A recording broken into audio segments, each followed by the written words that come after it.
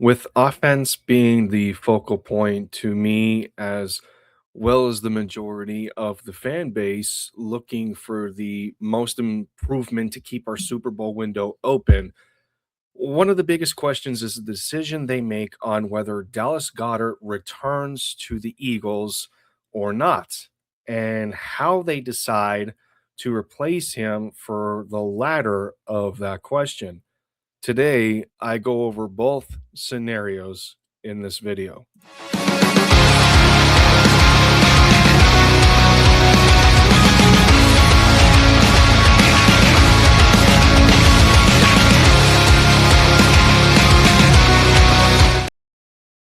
Hello, everybody, back again. Lindy Endzone is in for the touchdown, taking the lead for the Philadelphia Eagles, one video or stream at a time. And to say Dallas being a focus can certainly be an understatement to the team's success as far as the offense is concerned, but it is not exactly make or break when discussing the perception of the situation. One talking point I have come across that ties to or that tries to alter the decision on keeping him is his availability during the season in terms of injuries contributing to missing games. For what it is worth on the topic at hand, Dallas has only been sent to the IR twice in his 8 year career to this point at a length of 3 and 5 games, respectively. But the IR trip in 2022 was the most significant, being put on the sidelines in the first Super Bowl run of Jalen Hurts as a starter.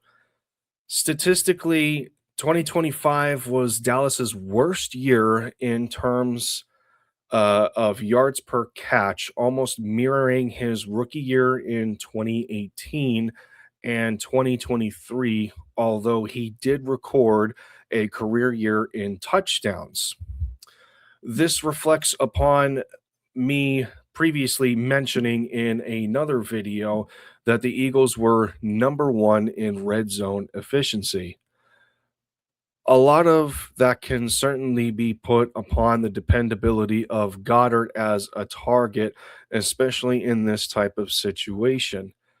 But with their ineffectiveness to push the ball down the field, it leaves a lot more to be desired considering his involvement with the pass game as someone Jalen needs to utilize more.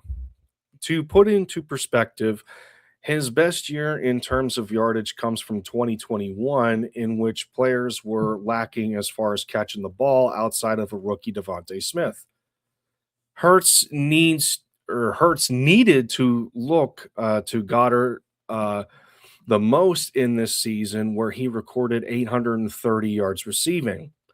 Factor in 2022 with not playing 5 games due to injury, plus two more, and he would have been on pace to nearly eclipse 1,000 yards for the first time in his career. So let's take a look at it this way. As example, I'll put up on screen. We all know Zach Ertz to this point.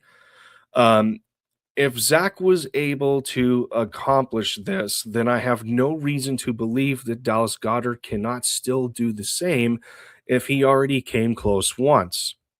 For comparison's sake, Zach in 8 seasons with the Eagles went over 800 yards 3 times, 900 yards once, and over 1,100 yards once, specifically in 2018, as going back to Dallas Goddard's rookie year.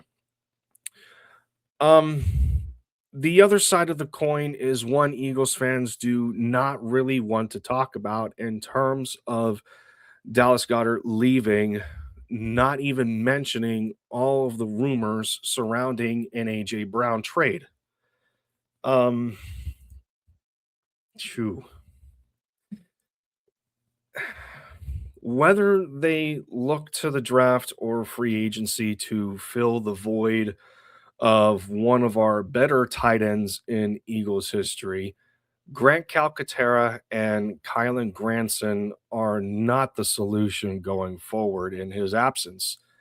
While I do not want to dabble with the draft discussions yet, I do want to look at free agent solutions that could potentially be impactful or at least an upgrade from the rest of the depth chart.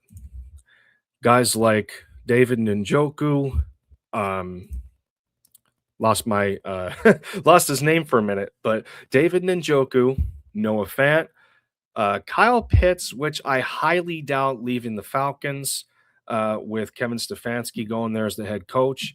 And then, as far as Josh's Grizzard is concerned, maybe the Eagles make a push for Cade Otton with familiarity in how Grizzard used to coordinate the Buccaneers offense. So let me know in the comments because I would like to hear what you all think. Let me know in the comments section below on how you feel that this is going to transpire going forward as we get closer to the draft and the start of free agency. Um, Thank you all very much for listening to another discussion on the channel.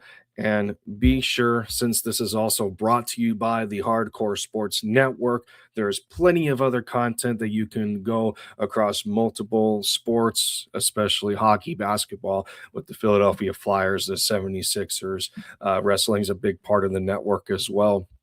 But as for me with the Philadelphia Eagles, be sure to check out more content as it drops from myself and any live streams that I participate in. So, once more, thank you everybody for taking the time out to listen to what I have to say. And I will see you all again soon. Bye for now.